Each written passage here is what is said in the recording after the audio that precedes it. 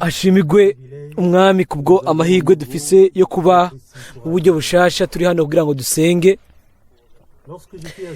Igihe nari nicaye hariya nibwiye ngo mbega amahirwe dufise yo kuba tudafise gusa ijambo ry'Imana ngo tube turisoma gusa, ariko tugashobora kuvuga ibyanditswemwo ngo twabigizemwo umwimenyerezo, twarabyakiriye. Ni ijambo ryerekana uko umeze cyangwa uko umeze, rifise ico ritubwira jewe nawe. Ntiduhazwa canke ngo dushimishwe gusa no kuba turaba ivyo Imana yakoranye n'abandi, ariko vyaranditswe kugira ngo tumenye tudakekeranya ivyo dushobora kuvanamwo kugiramwo umwimenyerezo n'Imana. Hano mu byanditswe vyera na cane cane mu gitabo c'ivyakozwe n'intumwa canke mu vyete, iyo havugwa ivy'Imana yavuze si kugira gusa ngo tubinezererwe, turanezererwa ibyabaye muri ico gihe, ariko ni kugira ngo tumenye bivuye ku Mana yuko ari byo yaduteguriye natwe. Ni umugabane wawe, ni umugabane wanje. Nimba dushobora kubitahura, aho rero tuba tumaze kuba abafashijwe. Nshaka gutangurana no kubaha intasho za Hong Kong. Murazi yari ikoraniro ryakoranijwe mu buryo bugufi, ariko buce bugufi, ariko bwibwina kandi byari bikomeye. Twakoraniye tuvuye mu bihugu bya Ghana, Togo, muri Iraq, mu Bwongereza, muri Suisse, mu Budagi. Yari ikoraniro mpuzamakungu kandi icuka cyari ciza cyane. Turizigara yuko Imana izokugurura imiryango hariya naho kugira ngo ijambo ryayo rishobore kuvugwayo. Murazi yuko igihe nsohotse, sindabivuze ku bwanje, ariko ndabivuze kuko ariko nyine bimeze. Rero ntushobora kuvuga ibintu ibyo ari byo byose, kuko ibyo abantu bose barashobora kubikora. Dutegerezwa kuvuga iby'Imana yavuze. Dutegerezwa kwitwararika ibyo Imana yageneye kino gihe. Bitari uko, ni byiza ko uwo kwigumira iwawe. Hariho abantu benshi bahungabanye, baba bashaka kugira ingendo, bashaka kuvuga ibintu byose, ariko ntidushaka kwigereranya nabo. Niba hari ikintu gitegerezwa kuvugwa, ubwo rero nico Imana ishaka kutubwira muri kino gihe. Ubu rero aho rero dushobora kwishimagiriza igikorwa c'Imana, tuzi yuko yaduhishuriye ijambo ryayo mu buryo butomoye kandi butunganye. Amen. Kandi ikaba yatugumijeho, koko ibintu byinshi ntibikiri ubutumwa bw'Imana, ibintu byinshi ntibikiri amajambo y'Imana, kuko bitagihura n'ibyatangajwe by'inkomoko. Iyo twumviriza ibyo abantu baba bafise kuvuga n'ibitangazwa, aho rero haba hari umurongo umwe gusa wa Bibiliya utuza mu byumviro ukaca no ku mutima. Umurongo Paulo yavuze mu buryo butomoye mu Bigalatiya igice cya mbere umurongo w'umunani ngo naho yoba twebwe ubwacu cyangwa umumarayika yomanuka avuye mu ijuru kugira ngo ababwire ubundi butumwa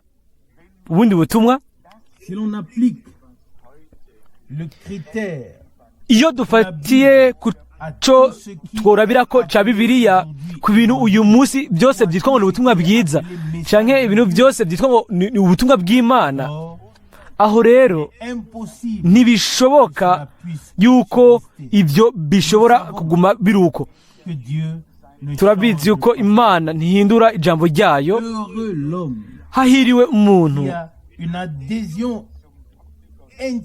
afise ukwemera akifatanya imbere mu mutima n'ijambo ry'Imana, adashaka kurihindura ariko areka nawe ubwiwe agahindurwa kugira ngo dushobore kwinjira mu yomero ya Bibiliya. Turashimira cyane Imana ko tudahatirwa gukora ikintu icyo ari cyo cyose.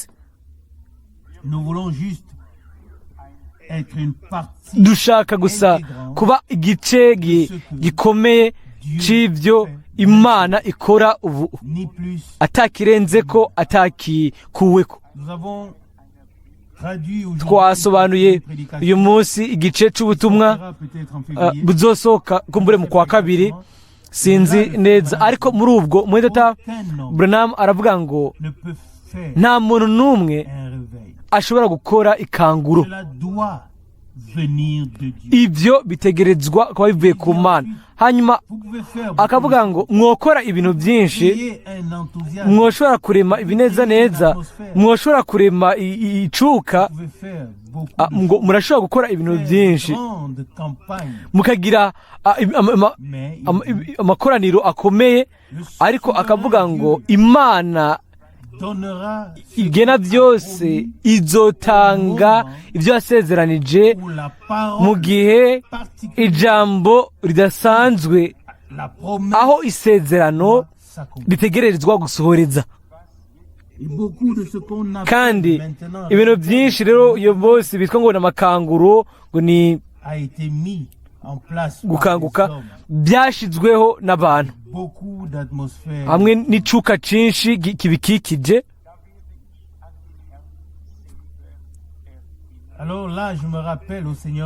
Aho rero nibuka umwami wenyine ubwiwe, we yafashe icyanditswe mu muhanuzi Yesaya, igitabo cya Yesaya, aracugurura asoma igice 60, hanyuma aricara. Ntiyatanguye gutambagirika mu mpande zose, ntiyatanguye kugira ibyo agaragaza ngo by'inkomezi. Yaricaye, hanyuma ibyanditswe byera biravuga ngo amajambo y'ubuntu asohoka aciye mu kanwa kiwe. Ni muri Luka 4:22. Abantu rero bategerezwa kuvuga ngo nta na rimwe, nta muntu yigeze avuga nk'uko avuga. Yohana 7:46. Ingaruka z'ibyo ntizari mu bintu yashobora kugaragaza, yerekane n'ibiganza byiwe, canke yerekana ibimenyetso, canke ijwi uko riduza, canke icuka, ariko icyo byakoramwo cyaba kivuye mu ijambo ryaba rivuye mu kanwa kiwe. Amen.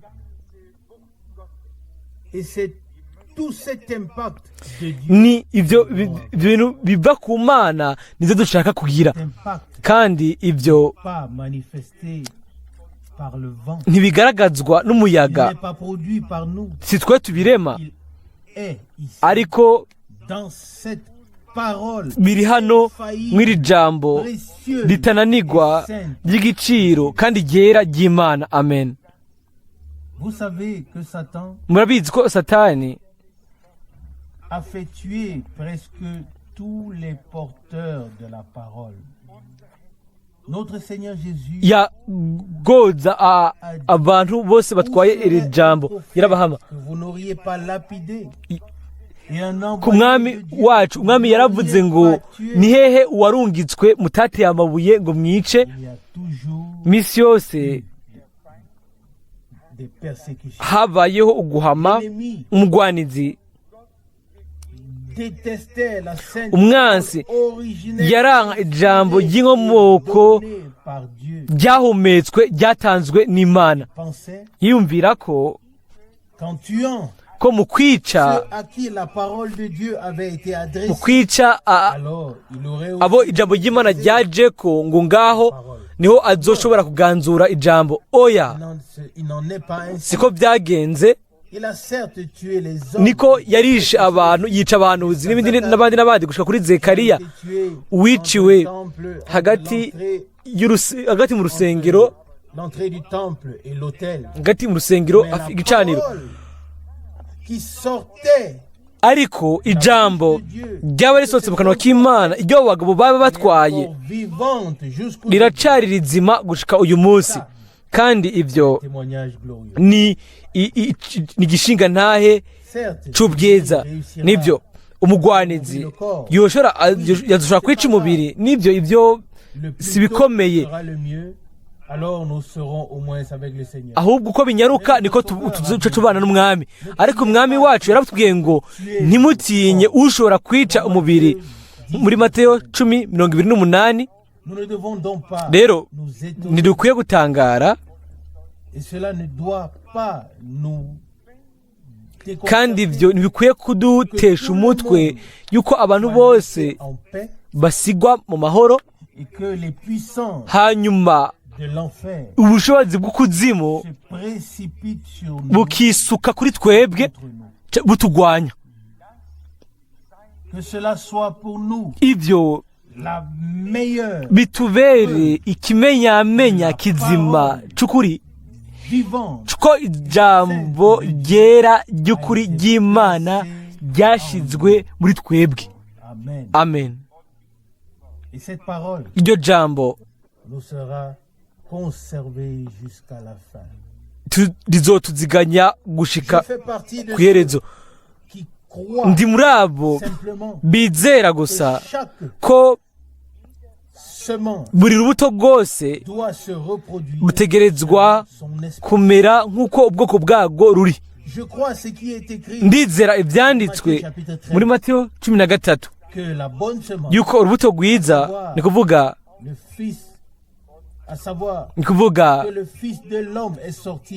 ko ubwo umwana w'umuntu yasohotse akabiba, kandi ko urubuto rw'Imana n'abana b'ubwami bw'Imana. Mateyo 13:38. Hanyuma umugwanizi yaraje igihe abantu bari basinziriye, hanyuma abiba urubuto rwiwe bwite, urubuto rubi. Abo rero nibo bana bo kuranduka. Sinibaza ko umwana w'Imana ashobora kuba umwana wa Satani, kandi sinibaza ko n'umwana wa Satani yoba umwana w'Imana. Ibyo sindabyizera. Nizera yuko Imana imbere yuko isi iremwa yari izi neza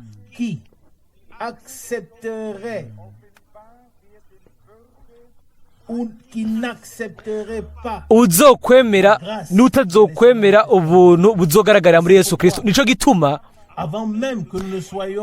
imbere yuko tunagaragara, imbere yuko tuba turi ngaha, imbere yuko isi iremwa, yashobora kudutoraniriza kuba abahungu n'abakobwa b'Imana.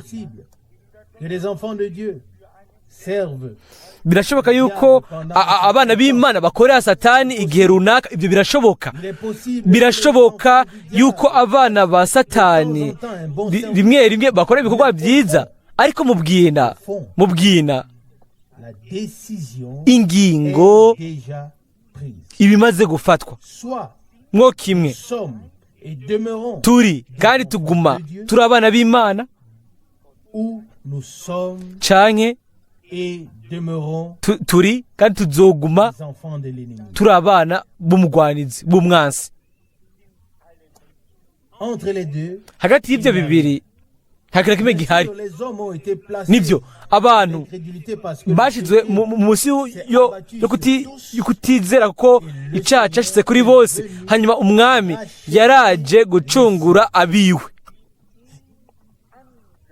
il a sauvé yarakijije qui lui appartient. abiwe.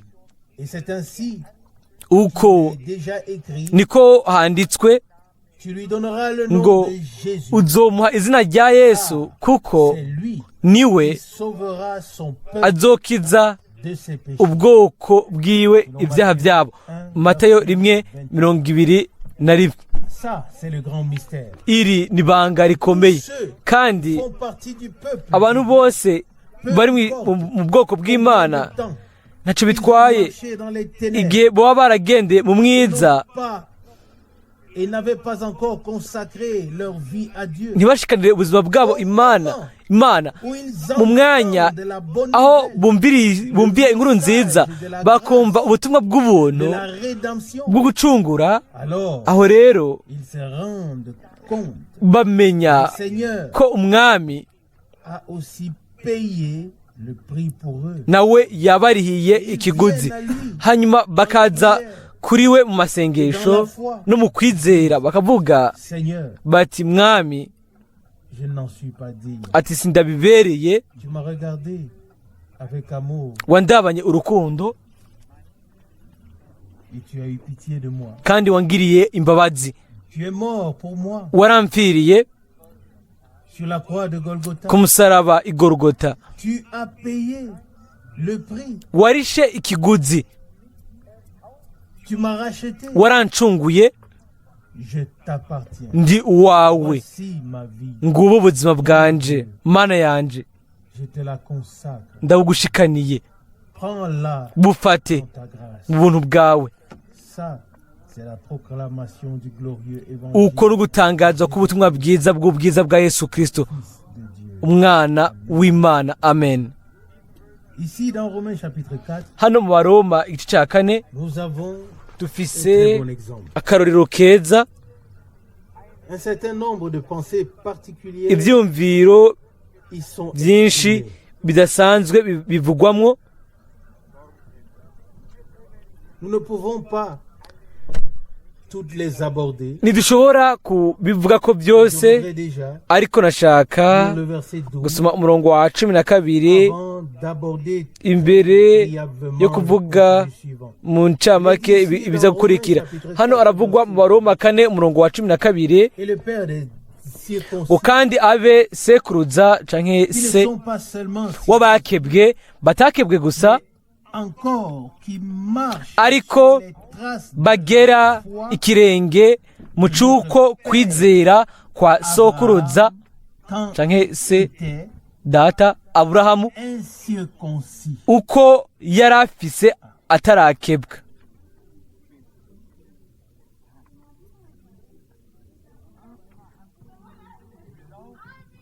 Abraham crut Dieu Aburahamu yizeye à Imana, la même heure, au même jour. ku iyo saa nyene uwo munsi aho umwami yamubwiriye. Il n'a pas eu besoin de temps de réflexion. ntiyarakeneye igihe cyo kubyumvira Il ko, a dit, bon, ntiyavuze ngo j'ai entendu la ngo prédication, numvise ubutumwa je vais réfléchir ngiye kwiyumvira ku icyo kibazo. que celui qui a l'intention de le faire, ushaka kubikora uko nabikore, mais ce n'est pas ainsi que ariko nous pouvons rencontrer. si uko dushobora guhura n'Imana. Igihe ijambo ry'umwami Nous est adressé. turibwiwe, Alors, elle doit nous transpercer le cœur. ritegerezwa kuducumita mu mutima Et nous devons nk'imbugita, nous frapper la hanyuma dutegerezwa kwikubita ugikiriza. ntidushobora kuvuga ngo ngiye ukubyumvira ko.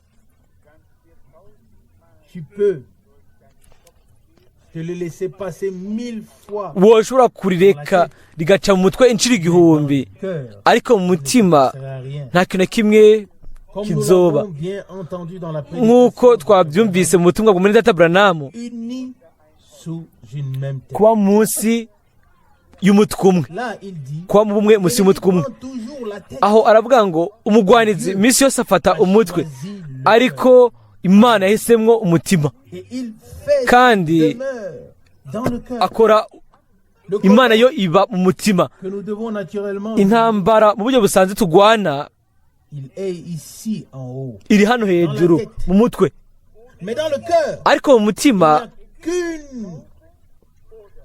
il n'y a que l'un ou l'autre. hari kimwe canke hari ikindi mu mutima.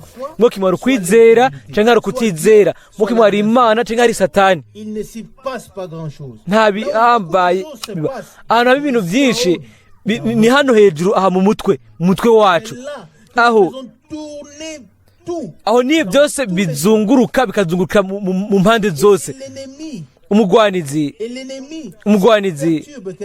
iyo agoje ikintu si mu mutima wacu, ariko ni mu mutwe wacu. Nico gituma hariho abantu benshi batakikomeye mu mutwe kuko bitigeze byinjira mu bugingo bwabo, ariko byakorogoshoye mu mitwe yabo, hanyuma ugasanga batakaje amerekezo. Imana ibwira umutima, natwe tube imvuga kuri bihagije kugira ngo tumenye twemange yuko umugwanizi natwe misi yose natureka ngo dutekane ngaha mu mutwe iwacu, ariko turi imvuga kuri bihagije kandi turi n'abashima tuvuga yuko Imana yashoboye gutera, yashoboye gushira ijambo ryayo mu mutima wacu. Amen. Kandi Imana irarigabako, umugwanizi ntashikayo. Amen. Arashobora kuzunguruka kugenda no kugaruka mu mutwe, ariko mu mutima nta kintu kimwe ashobora gukorayo. Amen. Mu mutima twizera ivyo Imana yavuze, kandi ico kintu nyamukuru. Murazi rimwe na rimwe abana b'Imana barakubitika, bakababara kuko hari intambara nyinshi mu vyumviro vyabo.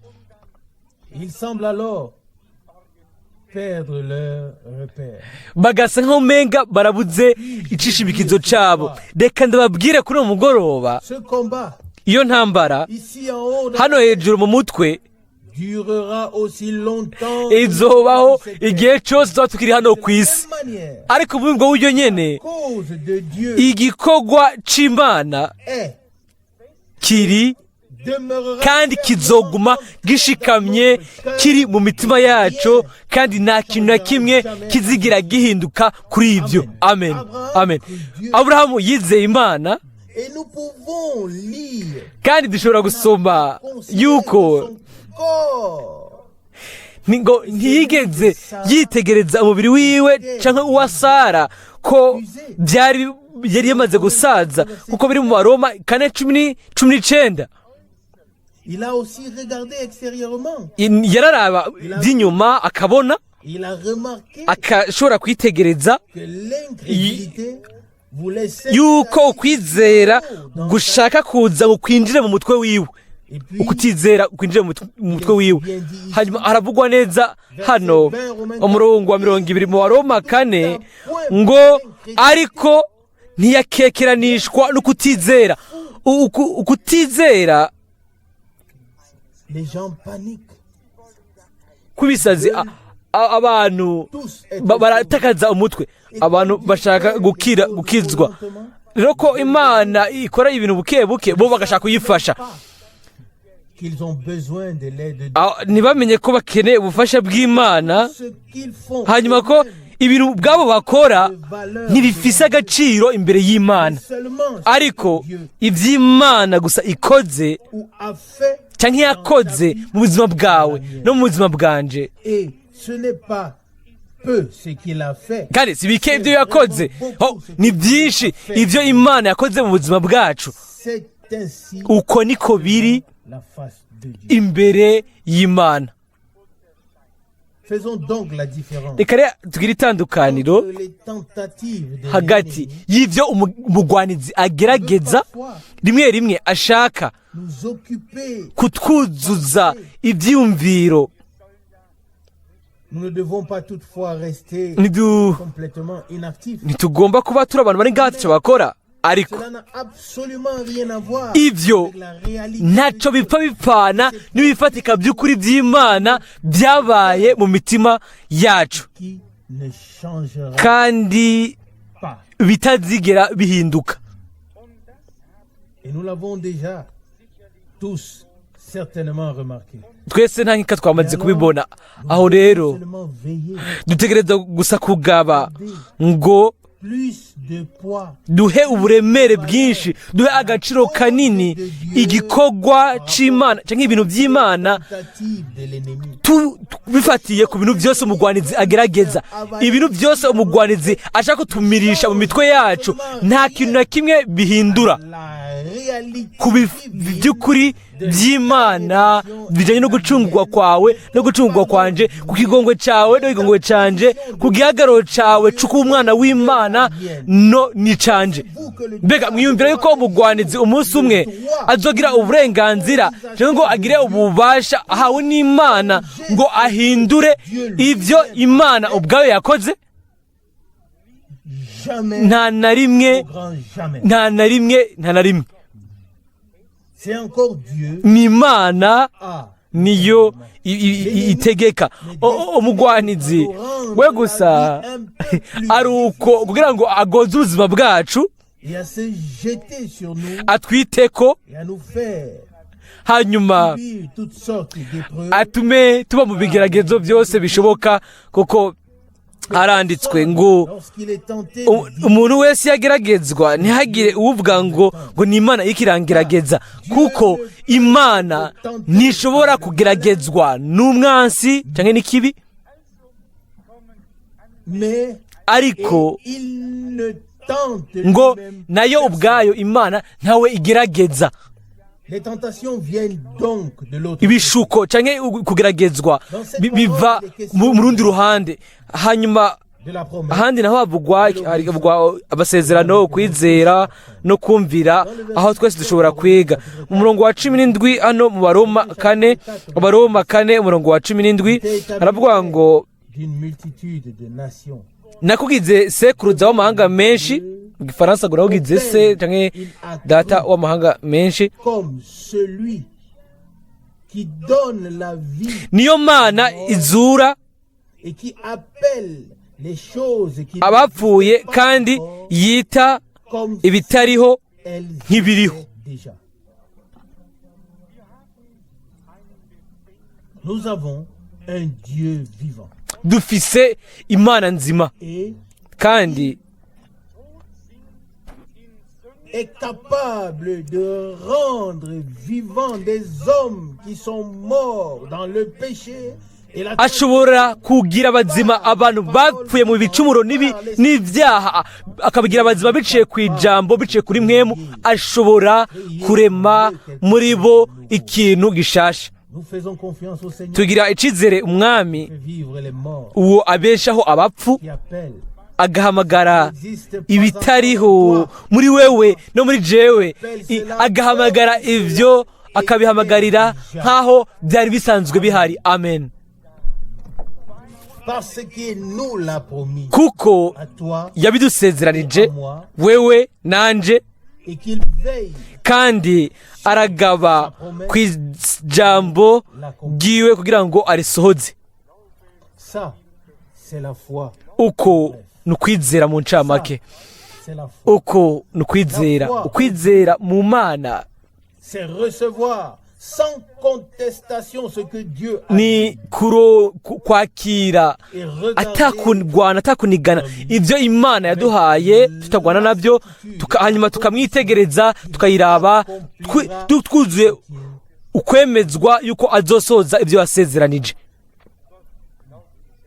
Quand Abraham a cru Dieu, Igihe Aburahamu yizera Imana, c'était une chose entre lui, cyari ikintu hagati y'Imana entre les nawe, hagati y'abo babiri. la promesse, Hariho hagati yabo hari isezerano ko iryo umwami yari yamuhaye. Amina. la connexion Ubufatanye aho byahurira, aho hari guhurira hagati y'abizera n'Imana Ton combat est à si mu ntambara yawe, si no mu isengesho ryawe, pas ton jeûne. si mu kwisonzesha kwawe, si no mu kugomba kwawe. Ubufatanye hagati y'abizera n'Imana La parole ni de la promesse ijambo ry'isezerano nous a donné par grâce. iryo yaduhaye ku bw'ubuntu. Amen. Alors, Aho rero nous pouvons jeûner. niho ubwo rero dushobora kwisonzesha, turashobora gusenga, turashobora gukora ibindi bintu byose. Ariko Mais il y Ariko, a assez de personnes hariho abantu benshi qui ont choisi leur propre chemin bahisemwo inzira yabo bwite ngo baje mu ijuru, et cela kandi ibyo ne marchera pas. ntaho bizoja. L'avons-nous compris? Mbega twarabitahuye? Le lien Ubufatanye hagati et les croyants y'Imana n'abizera est là où la foi naho ukwizera kuba gufatiye très personnelle mu buryo dans la parole bw'umuntu divine ku giti ciwe bwite bishingiye ku ijambo ryo mu ijambo ry'isezerano. Aho rero mwe mu w'Imana aza kuri twebwe, confirme hanyuma akemeza canke akemeza ijambo muri twebwe, agashimangira ijambo muri twebwe.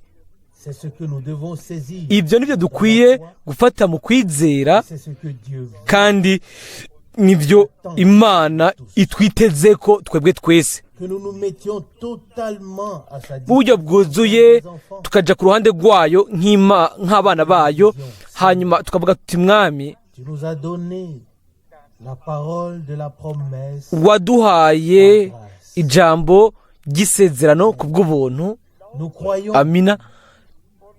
Turizera, nous te croyons, turakwizera, nous te faisons confiance. kandi tugufitiye icizere mwami. Nous te disons merci Turakubwiye ngo urakoze de ce que tu nous veux tant de bien. kukuba udushakira neza nk'uko koze. Hari umuntu ukumbureye ushobora akavuga ngo ariko Aburahamu yumvise ijwi ryumvikana mu matwi y'umwami. Vous y trompez pas. Ntimubyihendeko, Nous aussi, natwe nous avons entendu twumvise ijwi ryumvikana ry'umwami.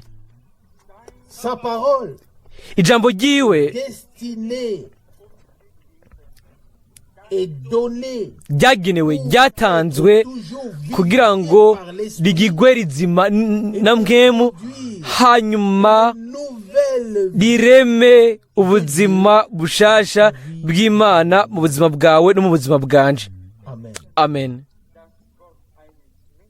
Ce n'est pas la parole Si ijambo que nous écoutons, ry'umuntu twumviriza, mais ariko ijambo ni ijambo ry'Imana. Aburahamu devenu le Père yabaye sekuruza w'amahanga menshi, a canke se yize kandi yizeye Imana, ibyo harugwa ko kugororoka. Amen. Nous aussi, Natwe croyons-nous ce que Dieu a à nous dire mbega en ce temps par sa parole. mbega turizera ibyo Imana itubwira muri kino gihe biciye ku ijambo ryayo. Aho rero natwe ibyo tuzobiharugwa ko nk'ukugororoka N'est pas déjà le cas. nimba ibyo bitarabuko.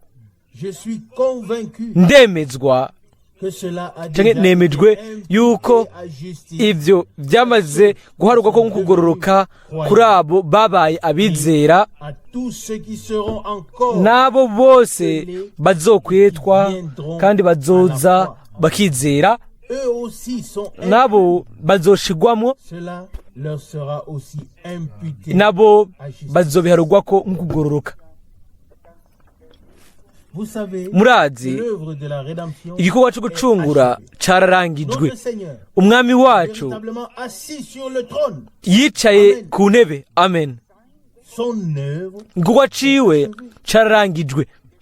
il s'est assis à la droite de la majesté Yicaye iburyo bw'ububasha et bw'Imana, intercède kandi nous en aradusabira twebwe souverain sacrificateur. nk'umuherezi mukuru, we nk'umuherezi De la mukuru. rédemption, Ariko gucungurwa, tout ce qui est nécessaire ibintu byose pour le salut bikwiriye ku bwacu ku bijyanye n'agakiza déjà donné. yamaze kubitanga.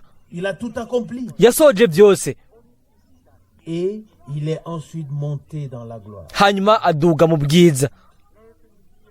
Puissions-nous ce soir Uyu mugoroba avoir le courage dushobore kugira intege de remercier le Seigneur zo gushimira de umwami brèves mu prières. masengesho magufi magufi Je crois ndizera qu'il se réjouit yuko lorsque nous le remercions. aranezerwa iyo tumushimira no kwizera. Amen. Amen.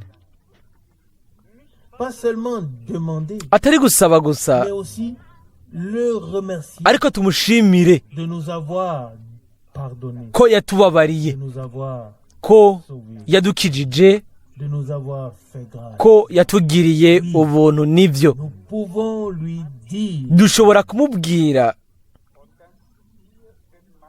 avec confiance twuzuye icizere ko yatubwiye et que nous sommes confiants. kandi yuko turi kandi ko bituraba kandi ko tumwizera.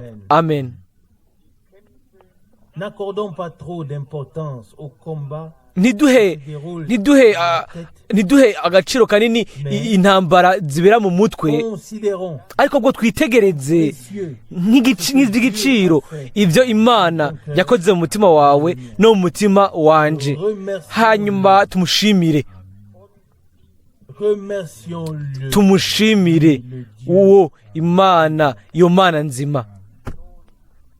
Et le Seigneur nous fera avancer par Umwami azotuma twegera imbere ku bw'ubuntu, son aide. dufashijwe nawe Nous persévérons tuzoshishikara à la fin, gushitsa ku iherezo, jusqu'à ce qu'il vienne gushitsa aho azozera à la maison. adutware mu rugo, hahimbazwe kandi hashigwe hejuru izina ryiwe ryera.